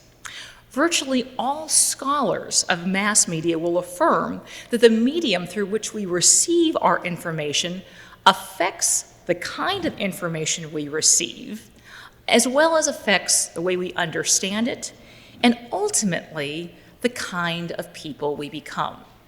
Many of you already know your Marshall McLuhan, who basically argued that there is no neutral medium or media. The way we receive our information always affects the content of it and always affects the way we understand it. And our reliance on so much social media predisposes us to value the quick, the ephemeral, the spectacular, the snarky, the quick takedown, the hostile, the one-upsmanship, and kind of dominating other people. This is not at all what is encouraged by immersion in a timeless or historic creed, which is a very different kind of information and ask us to engage with it as well as with each other in a very different way. A third point I'll make is that a reliance on creed is also very conducive to building and sustaining institutions in a way that the culture of celebrity is not. Celebrities rarely want to be bound by institutions. And there's a real appeal to the idea that I don't have to be constrained by that, I'm above the rules, I'm just bigger than all of that. And there's a real divide within the country right now, even both certainly in the secular political realm, between people who want to burn it all down, fairly blithe about what might arise in the ashes, and those who actually want to build. Building requires institutions, and as imperfect as institutions are, they provide the foundation for building as well as the trellis on which the vine of community can grow. So all those, I believe, are areas where the Anglican emphasis on creed offers a great deal to us in terms of navigating our polarized times. A second area I'll talk about I've called creatureliness, or a different way of thinking about that is liturgy. The Anglican tradition encourages us to pay attention to our habits, to our actions, and to pay attention to what we're paying attention to. It basically tells us how we spend our time, the content we consume, all makes a big difference in the kind of person we wind up actually being. What we do with our bodies matters. I remember growing up in a fairly fundy household, and this was not a place we did not put the fun in fundamentalism, but reading C.S. Lewis, and where he, in the Screwtape Letters, where he talked about kneeling in church. And the upshot, the implication of it is that there was something about actually putting ourselves in our proper posture towards God that actually enabled us to better think along those lines too. The physical posture shaped our spiritual imagination. How we spend our time, the kind of content we consume, who we are with other people. This is an emphasis on ways and means that contradicts the political polarization that pushes entirely towards ends. And an additional aspect of that, the creatureliness of our liturgies. Again, as growing up in a fundamentalist household, one of the things that I personally found so refreshing and exciting about it was the wildly expanded imagination, Christian imagination, for the physical, the significance of it, why it matters what we do with our bodies in a way that went far beyond and was far more positive than simply injunctions against sexual sin. I'll also note, frankly, that as a woman, I found it encouraging to be able to think about the importance of liturgy this way, as opposed to the selective and often weaponized semi-Gnosticism that infused a lot of the kind of environments that I grew up in, where essentially women's vocations were presumed as well as preached to be constrained largely to their biology, whereas men were essentially minds housed in bodies that equipped them, even entitled them, to be in charge of everything except perhaps their own sexual behavior and decisions, which was the fault of women, especially if they wore yoga pants. So this is one more area where I just think the Anglican emphasis on liturgy and creatureliness offers a lot to us in our polarized time. Finally, I'll mention the emphasis on comity and community. And I seem to have lost my page on that, so I'll just mention this, off the, oh, there we go. Thank you very much. Off the top of my head, which is something as simple as the liturgy of passing the peace. Again, when repeated every week, I think is an embodied reminder of the importance of being in relationship with other people, the importance of reconciliation, the language of reconciliation and comity and communion that is used so often by the Anglican Communion could be understandably dismissed as well as just language. Those are just the words. But as any author or writer will attest to, the words we use actually matter a huge deal. And the language we use not just reflects who we are, but largely shapes who we are. I remained so impressed. I thought it was an incredibly elegant observation. David Brooks, I think it was in his book, The Road to Character, or maybe it was The Social Animal, one of those. He basically did a study using Google Inwords to track the use of language over time, and found something very interesting, which was in the early 20th century, there was a great deal of the use of virtue language, courage, kindness, grace, forgiveness. There was a lot of emphasis on communal words. That all changed over the course of, over a century. And we started relying much more on a language that emphasized the individual and emphasized competition and increasingly, particularly in the last 10 years, domination. This not only kind of reflects where we are going, but the words we use affects our thinking and our frame of understanding the world. It's why Orwell, in his book 1984, one of the first things the tyrant does is to constrain the language. A waterfall is no longer sublime. It's good, or double plus good. Because without the right use of language, we almost don't have the vocabulary tools to think rightly and well. I'll also note what a contrast in many ways some of the Anglican resources that are offered to us are to the populism that has characterized a lot of expressions of American Christianity. In his book in the early 1990s, Nathan Hatch argued in The Democratization of American Christianity that this was a stream that ran through much of our denominations as well as just public expressions. And of course, one of the challenges to this is there's always going to be conflict wherever there are humans. And populism at its core has a hard time dealing with that because the people are supposed to be right. And if the people are disagreeing, there's a natural tendency to basically try to differentiate between who are the real people and the people who perhaps don't get the protections afforded to the real people. Related to that, I'll just point out, Augustine has been quoted before today. One of the things that he talks about, which is, I think probably common to all of us and certainly common to every state, is what he called the libido dominandi, the desire to control, to dominate, to rule over.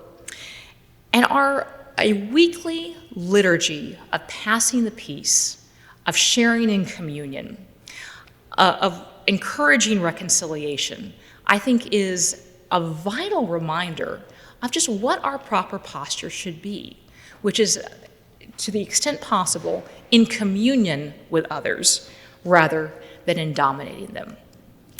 So that's a lot that I will throw out there. But in general, I think what the libido dominandi stands, of course, in opposition to is the greatest thing that Anglicanism and Christianity have to offer, which is love.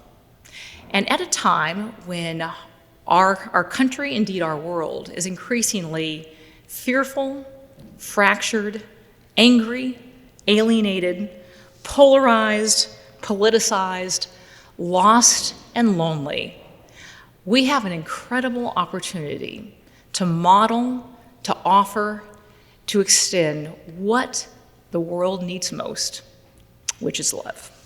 Thank you.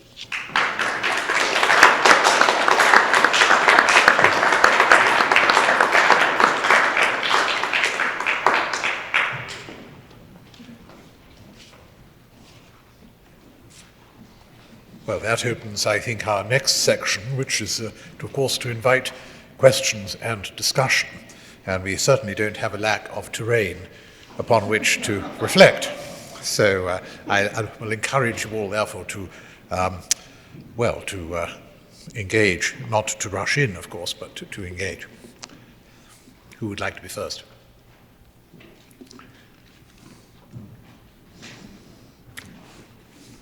Oh, Dr. Marshall. Okay, thank you very much indeed for those wonderful presentations. But two comments and then a question for David. a question of beauty is out of my area, but I brushed up against it in two contexts, which I'll mention. And one of them is dealing with Bezalel, who was worked on the tabernacle. And he was described as skilled in working with stones and jewels and wood carving. And also, I believe, the first person mentioned in the Bible as being filled with the Spirit. So it was his craft in shaping beauty that the reference to him being filled with the Spirit is given. So I'll throw that out. And one other note, a Russian theorist, Alexei Lidov, has developed the study of what he calls hierotopy, which is basically the study of sacred spaces, not as particular aspects, but how they are unified and what they portray. And he described many churches like this, but I heard a presentation of his on Hagia Sophia, and particularly dealing with the domes and the Pantocrator, and the windows. And he said, the sunlight comes in, those windows are carefully placed, and they're angled for the sun to come in there. A second thing it did, which worried the people that it might destroy what was up there, was the tendency for clouds to form within Hagia Sophia. And he said, this was deliberate. They worked very hard to make that place so it would have clouds inside.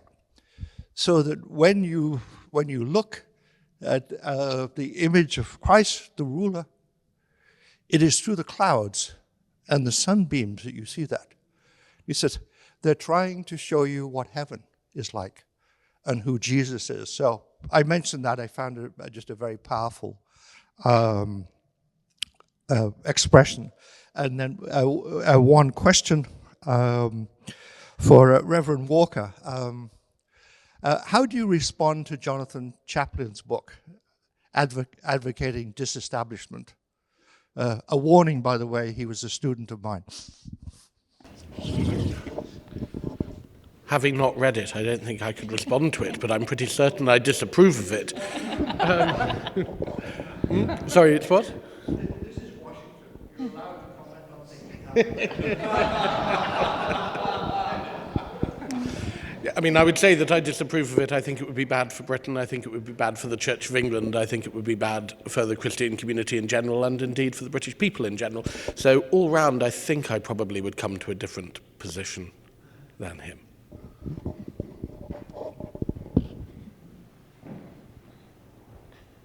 Thank you. This question is directed at Dr. Corey as well. Allow me to collect my thoughts. So forgive me if I missed the connection in your presentation. You mentioned at one point Augustine looking to created things, seeing their beauty, and then being directed to God by this via negativa, recognizing that they cannot absolve of sins, they cannot do all the things that God can do. And then in the conclusion of your essay, you talked about the idea that beauty is itself. Well, I suppose it's next to godliness. You might say that it's like divine worship.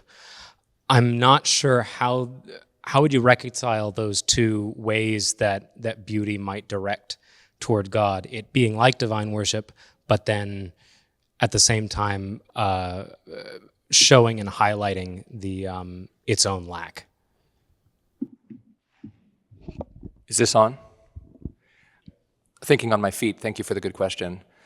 Had I read the paper, the bit about the analogy at the end, which I stressed the likeness, I'm quite careful in the paper that I say in that analogy, it is in some way, it is the worship of God. Not in every way, But when we're beholding and participating in beauty, we're not just doing something like worshiping God, because God is the source of beauty, and because our soul is disposed towards profound gratitude for the presence of this thing in being. We are worshiping God. I don't think that removes quite the problem you want, and if I can try to reframe it just so I can make sure I'm clear. In the via negativa, we get to God by the insufficiency of the things that we're looking at. Typically in a classical format, this would be like honor, pleasure, or not pleasure, but sort of, certain kinds of pleasure and honor, wealth, and they don't get us where we want to go, and so it must seek higher, seek higher. And so there's a move like that in Augustine but the things are natural. They're obvious, I stressed that they can't save us. So I said, this makes sense. They can't save us. They can't introduce us directly to God. Only Jesus can do that. That is to give short change, I think, what I did, is to give a little bit of short change to the fact that they strike us as good. Their beauty seems to kindle in us desire. It awakens desire in us. This is, by the way, why I think the beauty as distraction or beauty as rest argument has to be pretty wrong, because I think most people who experience beauty don't find it so restful. They find that they're being awakened. They're being actually emotively moved in some way. So I think I just didn't include that in the via negativa because I wanted to make it different from the very different kind of experience that Pope Benedict XVI is describing, where he thinks just the mere listening to the music has shown him the truth. I've really enjoyed all three papers. Thank you very much. And I've got questions for all of you, but given it'll be indulgent to ask all of you, I'll grab some of you afterwards. I want to focus on the paper we heard about polarization. I'm interested in that latest study from the PRRI, which actually identified political affiliation of denominations. And the sad thing about that is, I've got it here actually, the Episcopal Church of all our political ideology is 69% liberal, 17% moderate, 11% conservative. Is that a problem for your thesis, that we should be overcoming polarization somehow, if what's actually happening is we just go and find a church family that reflects our political prejudices, and we've evolved into that? Is this on? It's a great question. I would be interested in hearing what the stats would be for the Anglican churches within the U.S. And I bet there'd be a lot more variety there than perhaps even just with the Episcopalian churches. And so I think, I do think there's probably quite a bit of variety. And I actually think, too, that if you go to a lot of, certainly fundamental churches, you're not going to see a split of, would you say 69 to 70%, versus 30%. You're going to see something much more akin to 98-2. So really, in most gatherings, having a 70 to 30 split is actually relatively balanced, given that many of our assemblies, and I would think they would be even more so among Anglican congregations than Episcopal, since the split here. But to the bigger question, one would think if it can be done in, among people with different political views, in many ways, encouraging forgiveness and community and reconciliation and comedy among those with different views shows, in a sense, almost political proof of concept, in that the actual proves the possible. If it can be done in this congregation, it can be done elsewhere. And so I actually think that is encouraging rather than discouraging in terms of combating polarization. May I come in on that as well? Because I think there's an interesting comparison with what's happening in England on political allegiance and the church. To take the Brexit debate, in the Church of England, being a member of the Church of England was one of the key indicators for supporting leaving the European Union. 66% of people who described themselves as Anglican voted to leave, even going down to people under the age of 30, where the swing was massively against leaving. It was 49% in favour. In the episcopacy, out of 113 bishops, 1 supported leaving. Actually, one of the big questions of polarization in England is the serious difference between the laity and their political beliefs and the clergy and episcopacy and theirs, and this is a very distinctly unresolved tension. It's long been established, to put it another way, that the laity would typically be reading the Daily Telegraph and the clergy the Guardian. Hi. One after the other. Hello. So something that you were discussing, Reverend Walker, got my attention because it's something I'm very interested in right now. And it's the low numbers of young people who are affiliated or claiming affiliation with any religion, right? And we're seeing this in America growing exponentially, dramatically. And we thought we were exempt from what happened to Europe, but we find we're not. We were just about 100 years later. So now there's a juxtaposition. This is maybe too complex for this setting, but I joined the Episcopal Church a quarter century ago. Growing up as a Methodist, it was given to understand that the Episcopal Church was quieter and place for more quiet contemplation, no political controversy. So that proved to be slightly exaggerated. But in the meantime, but one thing that has disturbed me, it's about the whole Anglican enterprise in the United States, at least, is it does seem to be keyed to attract the highly educated, the intellectuals, the people who've got refined aesthetics, who collect oil paintings, who go to listen to symphonic music, which is all good. I do those things. But I'm wondering are we in danger in the whole movement of becoming a boutique religion that only a certain sliver of the populace could relate to? And if so, how to address that? And when we have a big problem of secularization, that's a topic for a whole conference, I realize. Sorry. Well, it's exciting to discover someone who has not joined the Anglican Church from the Plymouth Brethren. I suppose the situation of the Episcopal Church is different from the situation of the Church of England. So I'll speak about what I see the Church of England situation is in that regard, if I may. I think that one of the advantages of being spread across the entire country, having a parochial system that reaches across the country, and indeed having a history of being involved in different ways in different communities, means that is less true in the Church of England. The seriously strong areas for the Church of England now would actually probably be much more ethnic minority heavy, particularly, say, in South London and in North London. Communities that came from the Caribbean, or the Caribbean here, and from Africa, much more likely actually in certain parts of London to be attending Anglican churches.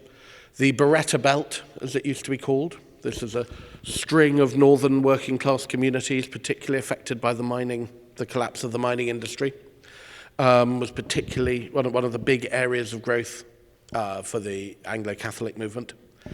In terms of youth and in terms of growth, it's interesting, there are two areas of growth that have been picked up in the Church of England in the last decade.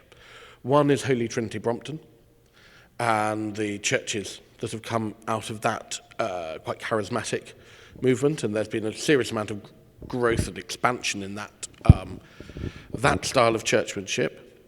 And the other is evensong and cathedral worship. Cathedrals have grown by approximately 20% in the last decade, each offering very different styles of worship, pitching at perhaps people with very different tastes, but interestingly with a commonality, which is doing things well.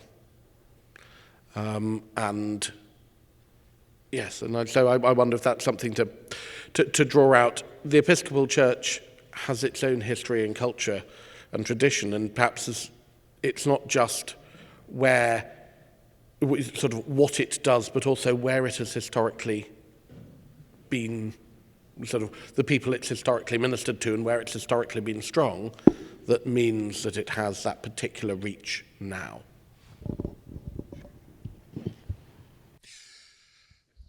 Yeah, so I also have a question about the establishment idea that you were defending.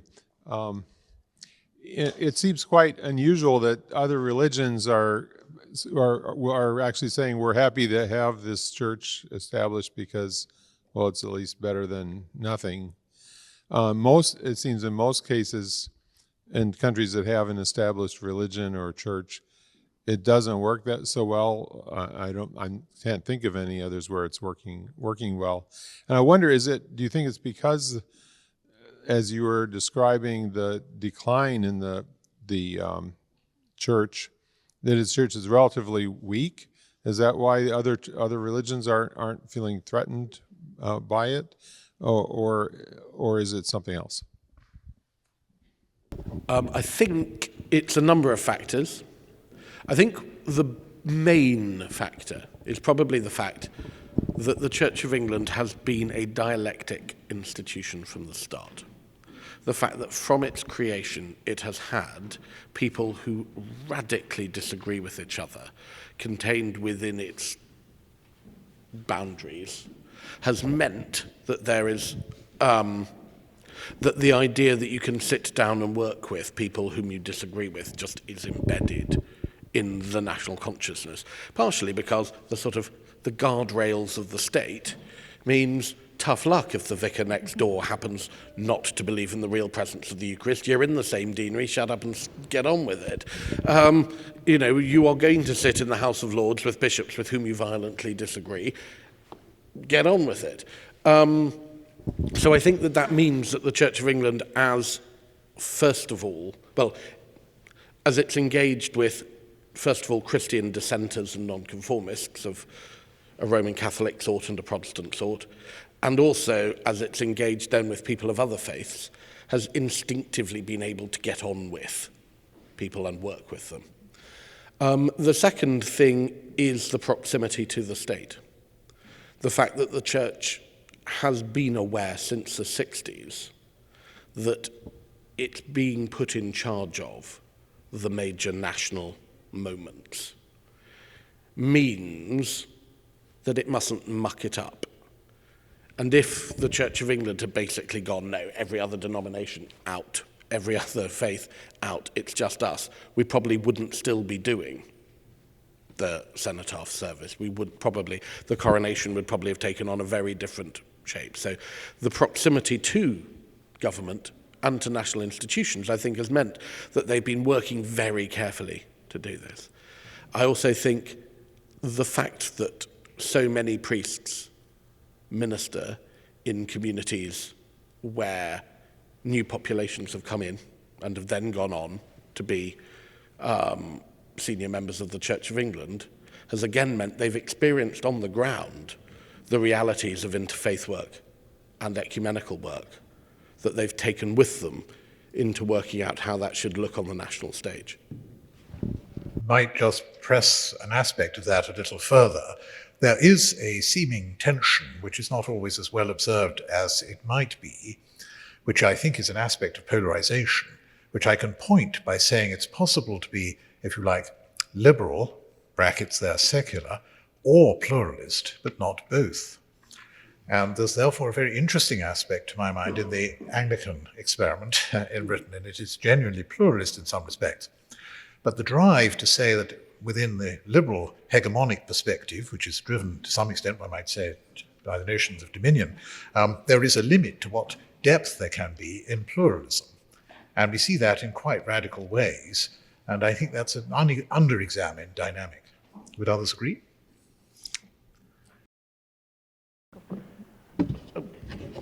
I mean, I think that's true. That challenge is there. But I think that pluralism doesn't mean you don't deeply hold what you believe. Well, That's exactly the challenge. Insofar as you hold radically and ultimately incompatible truth claims, how do we proceed with that? And insofar as a liberal, secular culture wants to hold the ring for everybody else, it's going to want to impose presumptions about what you can and can't believe ultimately on all those other faiths, even though it will protest, well, it doesn't have to be even other faiths, other points of view, that it's being inclusively pluralist. It actually can't be, one would argue. Absolutely. And I think that's one of the reasons why so many other faiths are supportive of the Anglican establishment. Because in the end, we will both stand there and say, I don't have a problem with you not believing that Jesus Christ is the second person of the Trinity, in as much as we can just agree to disagree. I know that we are going to disagree about all of these particular issues. You will disagree with me. We can have that honest conversation. The secular holding of the ring will quite often be forced into saying, and we will not have people in this circle who believe this, who believe that, who believe the other. I'll just add there's always going to be tensions and dynamics to work out with this. I mean, it's absolutely inevitable. Just want to affirm yes, pluralism does not mean there's not strongly held deep differences of opinion with huge consequences. Ideally, what it means is that we don't kill each other over it, that there can be deep disagreement, and part of what pluralism should be is a protected arena to fight those out short of violence, but also to attempt to persuade. I mean, we all subscribe to a faith that believes passionately in evangelism, in trying to invite other people into a radical change of mind and life and heart, with not just consequences in this life, but forever on. And so part of the hope, in encouraging a pluralism and a comity and a courtesy within that is to protect that space for the clash often of deep differences in worldviews, but also to hold space to invite other people over to a saving understanding of Christ. I think that's an area where someone like Miroslav Volf, whom I've worked with in the past at Yale, has sought to articulate the understanding of deep pluralism and how we work with that, where we are ultimately confronted with incommensurable truth claims. How we actually work that out is very complex and difficult to do, but very necessary. But I mustn't. Was there another? So otherwise I had one question, I think, if I might just press with, please, yes. Thank you all for these presentations. My name is Alex Poulos. I'd like to try to tie together all of these in a comment and then a question. I suppose I'll direct the question at Dr. Corey. I think Christians, especially after the Reformers, have debated the dangers of beauty to great length.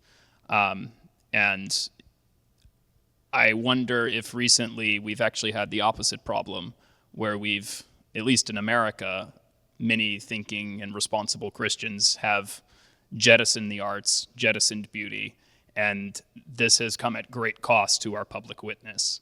And therefore, in an age where argument and reason are so in jeopardy, that we actually need beauty to combat polarization. And therefore, what are the dangers of not taking beauty seriously enough? And I would love to hear your thoughts, but also anyone else's. Thank you for that. I think Anglicanism is relatively unique among American Christian denominations in its attention to beauty. I mean, I think both among post-Vatican II Catholics as well as evangelicals, this moving away from beauty that you're describing is really, really visible. I think one of the advantages of Pope Benedict XVI's attention to beauty is to try to awaken Catholics to the power of this. I think we've got it residually already in our sanctuaries, and that it's there, and that it is attractive to people, and that it sometimes can surprise people. They might be against tradition of all kinds, but they can't help themselves sitting in a cathedral feeling something overwhelming. I don't know if I answered your question. Did I? I don't know if you had a question. Did you have a question mark at the end of that? Is there a risk of us losing, not paying enough attention to beauty? Maybe the question is, how can we encourage, in America at least, Christians more broadly to embrace beauty in constructive ways? And then what are the ways that embracing beauty might actually do something about polarization? I do not have an answer to this very difficult question. I teach a course in masterworks of music, and I try to teach my students to love the greatest works of classical music, and it is a yeoman's chore. They are so unschooled in traditional ways of beauty that it is utterly foreign to them, and I do not know how to teach the young generation how to appreciate beauty. I see the dangers of it. There's Balthazar says, when you stop being able to appreciate beauty, you will also stop the ability to love. And it's actually a very dangerous road to go down, a culture that can't appreciate beauty. So I worry about it. Scruton talked about this a little bit. He didn't have, to my satisfaction, enough really good things to say. He talked about redeeming the tribe. We have to get in there and redeem the tribe. We've got to teach them take the music they like, talk to them about it, but then elevate them. It's easy to say, but I have extremely intense arguments with my students. They just think I'm a snob.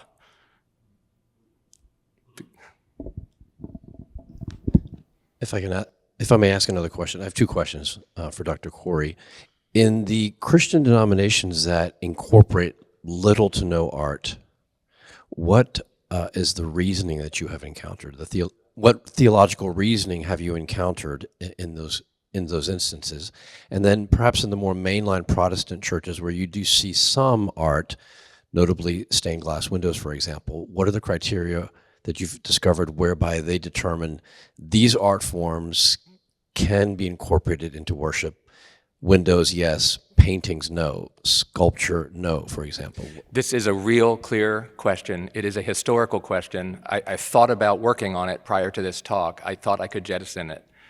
But I did ask some friends who are Reformation theologians, and there's really something there to go look at. There are arguments, and they're clearly placed in Reformation texts.